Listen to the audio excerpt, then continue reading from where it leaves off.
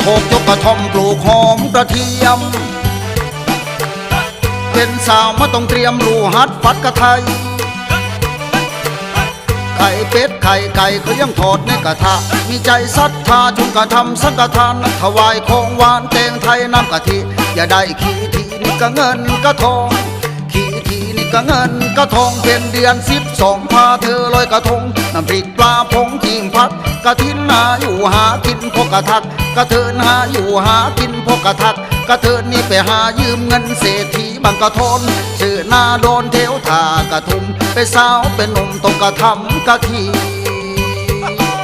อีนา